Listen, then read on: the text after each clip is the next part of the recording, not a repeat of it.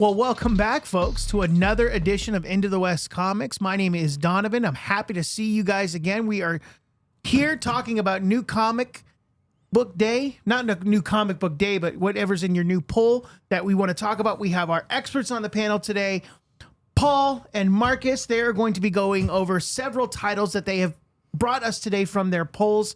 And then my good pal Dre and I are going to decide which ones of the stories that these guys have presented to us that we would love to read the most and we would recommend for you to read. So without further ado, I'm going to introduce these guys and then they're going to go ahead and talk about the stories that they have on tap here today.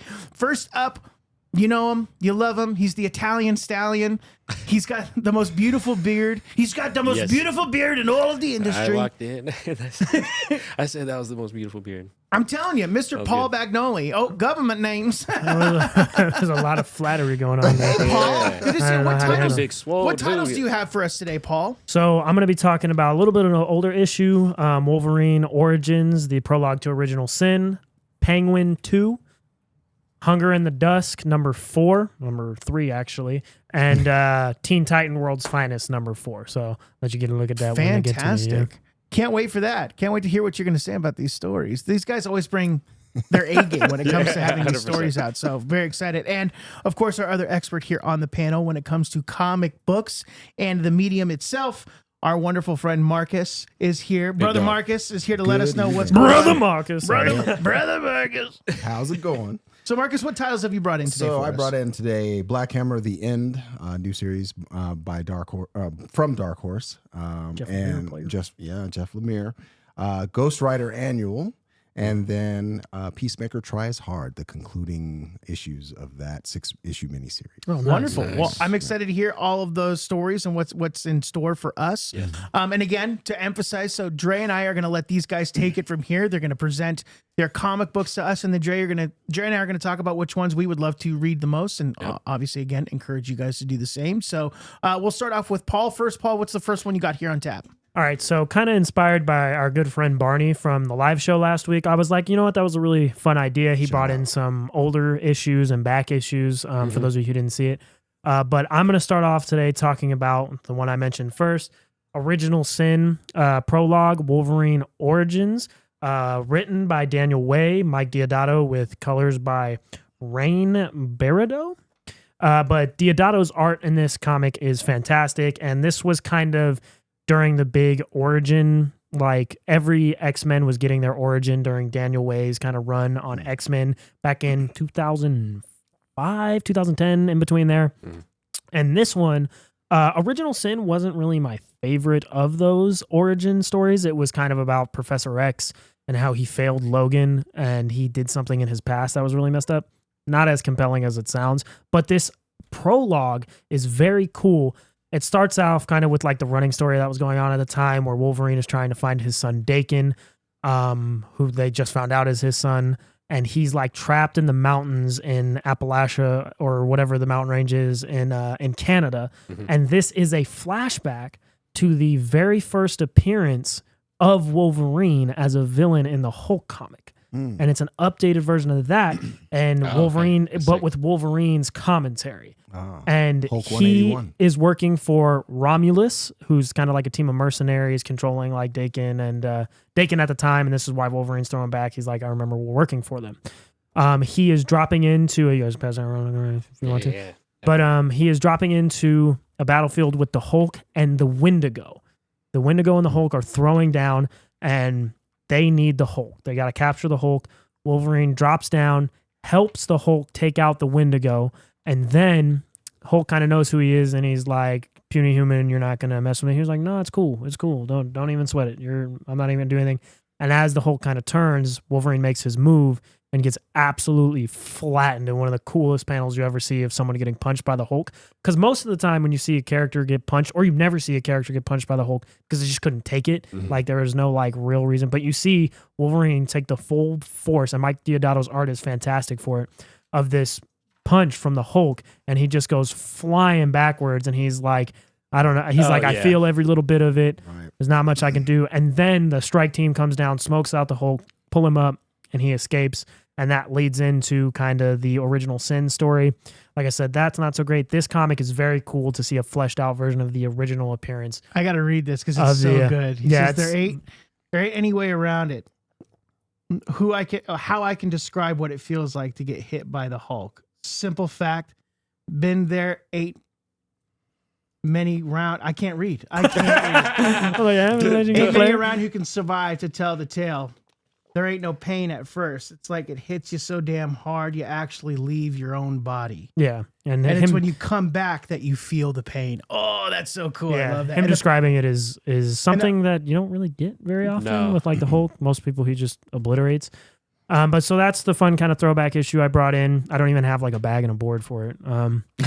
In the same. Yeah, how dare you now? Yeah, no, my bad. Have you read Original Sin? I've like the actual Original Sin. Oh, unbelievable. And then the second issue I've got is the second issue of The Penguin by Tom King and De La Torre. This is kind of a spinoff from Tom King's Batman Killing Time, which I thought was an okay comic. It was fun. It wasn't the most incredible thing I've ever read, but this Penguin comic has started off incredibly. I know that Marcus talked about the first one a few weeks ago, or probably about a month ago. And this follows up with the Penguin recruiting an assassin from that Killing Time book because the Penguin has been in retirement and the U.S. government is forcing him in to kind of try to take control of Gotham from Batman by taking up his old criminal gigs and stuff. But this entire issue is he goes to this guy's house and he's trying to convince him to work for him. And the Penguin starts off as like cordial and he's just asking him nicely. And the guy isn't being rude, but he's like, no, I'm not doing it. And he's like, but you know, I would like for you to stay the night, just hang out. Cause he's got this big old mansion and he's like, you just chill out, but I'm not going to do that for you. Sorry. I'm going hunting tomorrow morning. You can come with me. And so the Penguin goes with him and the Penguin kind of turns on him with the gun and then things kind of spiral from there. And it's basically showing the Penguin's gradual incline or decline back to his old murderous, crazy ways from when he was retired and not doing much. And I am really enjoying this. De La Torre's art lends to it really well. It's not like hyper like stylized like Jim Lee. You're not going to open it and go, wow, oh my gosh. Or even like Deodato's art in this Wolverine issue. But it fits this kind of melodrama of a crime boss coming back really well. And I think, and it's like the perfect, just like kind of the original or the first of the James Bond run that PKJ did. That art isn't crazy, but it fits the kind of 70s, 80s vibe of the James Bond book that it is. I really dug this issue even more than the first one, which in comic books, it's a little rare to second issue to be better than the first because the first one is the one that they want to grab readers with. Right. And then continuing with my absolute love of this story, talk about it every month the new issue comes out, is The Hunger and the Dusk by G. Willow Wilson and Chris Wildgoose. Which one? This one? Yeah. This one's dope. So as said before, this is kind of a fantasy world with orcs, humans, and these things called Vangels that came from over the sea. And the orcs and the humans have to make a pact to fight against them, make a truce that they hadn't in centuries. And you're kind of figuring out the Vangels are getting around this continent and kind of trapping them and coming from directions because they come in on ships, but they keep showing up in the middle of the island or the continent. And they're like, how are they doing this? How are they getting to the middle of the island without us seeing them? What is going on? And this kind of answers what is happening during that, why they're able to get to the middle of the island. And there's something to do with the rise and fall of the tide and how they're getting from their ships to the middle. I don't want to spoil it because I think it's actually pretty cool. But the Vangels, they capture one and that's how they figure it out. And they kind of show it mercy and then it runs off. But hey, did you guys ever see the World of Warcraft movie? No, but I was going to mention there's a show on Prime called I think Legends of Machina or something like that. Really good, but the artwork style kind of resembles that. What it is artwork same cool. kind of world as World of Warcraft. Same and kind of, so it's dope. It's like it's literally like World of Warcraft, a little more intense, not quite Game of Thrones. And and it's got weird like fantasy element of weird like monsters coming, like the Vengals are like people who lived on that same place as them and left centuries ago, and They now look they're creepy. back. They're super creepy, and you don't really know much about them. All you know is that there's a bunch of them, and there's like no way to stop them. And I've really enjoyed this, and the covers are have been super dope. Like they're really dynamic, and Willow Wilson is becoming one of my favorite writers. She's doing Poison Ivy, which is also very good.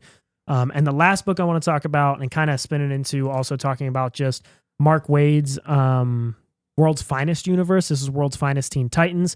This is not like the Titans book that Tom Taylor is writing. Tom Taylor is writing Titans, which is kind of serving as the Justice League book for DC right now. That's very good because the Justice League is disbanded right now, and the Titans are serving that purpose out of Dark Crisis. Dark Crisis, man, that Titans book, really good. This is set kind of in the past in a different universe with the original Teen Titans. You have Bumblebee, you have Tempest, you have Speedy, you have believe it's Wally as Kid Flash, Dick Grayson as the leader, and Donna Troy. And I think there might be one more that I'm forgetting off the top of my head. But this whole issue is Speedy and Tempest going to stay at Wally's house with him because they're having a sleepover and they need to kind of hide out. But Wally's parents don't know. I'm not sure if it's Wally, actually. I think it is. And they need to hide the fact that they're superheroes, but Tempest has to keep drinking a bunch of water, and they're like, what's going on? But it's kind of like a psychoanalysis of Speedy because he is Oliver Queen's ward, and Oliver Queen doesn't give a lot of attention to him, and Speedy's really a kind of punk little kid, and it's kind of them trying to understand what it's like to be a child growing up and how your parents and their impact on you and where you're from kind of creates who you are. And when someone seems like a terrible little kid and they're like all about themselves, and like there's a point in this where the kid Speedy, he has his contractors, his people that work for Oliver Queen, bring a larger television to the house. He gets a bigger TV and buys it and has Oliver send it because that's Oliver's version of parenting, is just letting him buy stuff. And Speedy is like, Roy Harper is his actual name. It is like, this is so cool. It's a bigger television, blah, blah, blah, blah, blah. And eventually they're like, there's more to life than this kind of surface level stuff. And he seems like such a bad kid. And then he bullies Tempest the whole time. And then Tempest at the end of the issue, he's talking to Wally's parents. And he's like, I don't think he's a bad kid. Because his parents are like, I don't know if I want this kid to stay at the house. He's like, he's not a bad kid. He wants his father's attention. And he's looking to cover that up and be strong in any way he can. And then it shows, of course, Roy listening from the other room, and he runs away and cries. But they're kids, and it's a really like interesting analysis of them being children. And there's also like Waid is doing a really good job of writing kids. They sound like actual people, not like kids or adults who are supposed to be kids. Right. They're like, Tempest keeps drinking water, and he's like, I'm water breathing. And then the parents here, like, because they don't know they're superpowered, and they're like, what does that mean? And then Roy and Wally are like, oh, it's a new lingo for just breathing. Like, it's just okay, or just drinking water. It's just lingo for drinking water. And No cap. And the parents are like, but see, there's not stuff like that in it where you read it and it's like, oh, that's sus. What, bro? They actually does say sus in, I think it's the last issue of this, but it fits, like, it's perfect. Like, they arrest somebody or they bring somebody in and they're like, yeah, that dude's acting pretty sus. And it's like, it's not like super like out of place, which is surprising for not like forced feeling. Yeah. Like Marcus said, last time I talked about these books, it doesn't feel like a 45-year-old man writing children, right? Which it is. Yeah. But the whole World's Finest universe is really cool, and it's spinning into the follow-up to Kingdom Come by Mark Waid in the World's Finest comic itself, which I am super excited about. So this whole little universe he's built is kind of my favorite, and it's going to jump kind of universes and connect with Action Comics, our friend Philip Kennedy Johnson, in about the 3 months. I think the beginning of 2024 is when they said that's going to happen. But those are the books I've got today. Right. Wonderful. Certainly exciting stuff. There's one in there that I'm definitely curious about seeing, but before we get to what Dre and I are going to pick here, Dre, what do you think of the titles so far? That I am thoroughly interested. The only one that I'm not as in depth on is because I don't know too many of the characters in the Titans novel. Right. So like Speed, like all Temp, like I'm very unknowledgeable, so it didn't grasp me as much. But, Right, because you don't have the frame of reference. Right, but everything else, especially, what was it? The Hunter and the Dusk. Yes, this one. I'm very interested. I'm sorry. I'm very interested in that cover. Okay. The overall, just the artistry of it. You know, Wildgoose it seems like is it dope. could get kind of like it looks. It could get a little ruthless at some moments. Yeah, and it definitely does. It's not just like super PG like fantasy. Like, Right. Yeah. And No, that's and it one of the certainly didn't look misconceptions. that You know, way. it's like Yeah. it looks like it's just going to be like, oh. And this was probably the most tame issue so far, and you still get a Very dude nice. getting shot through the Achilles and then pulling it out. It's pretty cool. Very nice. Nice. Well, Marcus, you brought your stack of books here. Yeah, What can we yes. expect to read from the stack of books that you have there today? So again, I think I may have misspoke on previous shows when I said that New Bern was like my favorite indie comic. It's probably the second only to this guy here, Black Hammer. For those who don't know, Jeff Lemire... Non-superhero, though, for New Bern. True. That's true. This is more of the love letter to the DC universe. Black Hammer, the end. There it is. Definitely by Jeff Lemire. This is the concluding sort of final story run of that universe, and it has been phenomenal. This is issue 2. Issue 1 starts off with basically someone has woken up the anti-god, which is basically this world's version of Darkseid. Yes. Okay. And so now what we have is we have a small team to include the Skull Digger and a couple of other people going around. The multiverse is being fractured, and so they're going around to different multiverses, picking out different members of the Black Hammer team from these different universes, because someone's going around to all the different universes and killing the Black Hammer, the leader of the group. You know, so it continues on that path for issue 2. We're starting to finally get our ensemble together, so to speak, with the different people like Abraham Slam, who's kind of like your gritty, grounded kind of punch and kick sort of hero in the group. He's like from like the Soviet Union, so it's kind of like Superman Red Sun, where it's like if Superman was a Russian. Well, we got the Russian version of Abraham Slam in this one, so it's pretty cool. Lot of there's some drama in it as well, because Black Hammer's daughter, who gave up the Black Hammer mantle, her daughter they're having some tension because she kind of blames her mother for all this happening, because she decided not to follow in her father's footsteps and become the new Black Hammer. And so you're seeing some of the family dynamics of that starting to play out and start to get worked through. So you got your multiverse vibes, you got your dark, your main villain, your Darkseid like villain, anti-god. You have now the coming together of a team of virtually the Justice League, but with different members from different multiverses of this group coming together. And so hopefully, and we're all already starting to see some stuff happen in going into issue 3 when that comes out. So far so good. It's kind of bittersweet because it has been a great ride, and so we'll see what comes ahead. Is this supposed to be the final arc of the Black Hammer? Yes. So Okay. I'm not sure how long exactly it's supposed to go for. I'm assuming it's probably going to be more than 5 issues, probably 10, maybe 15.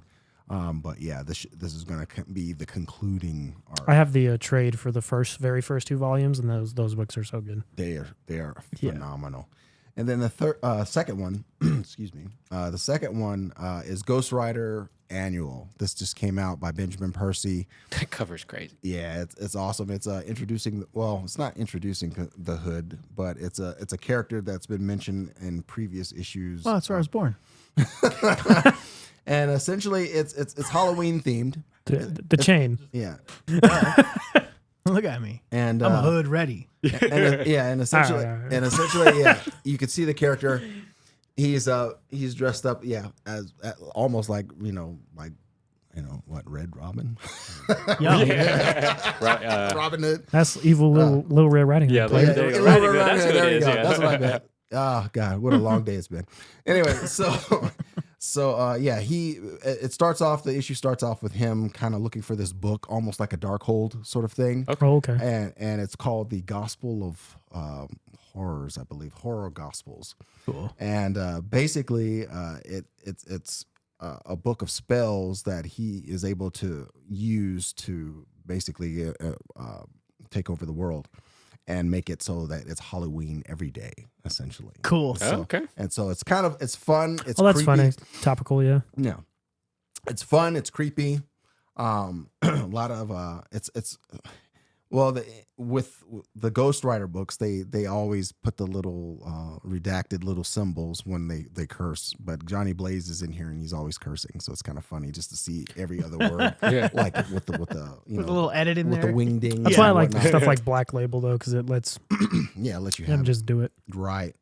So, and you have Johnny Blaze and Talia, who's his partner from the FBI, who's kind of like Zatanna in this universe, where she's kind of She be talking backwards. She can do she does all kinds of spells and talks all these weird things, and she goes around with him, and they just go around looking for dark magic and trying to suss it out. Is she single?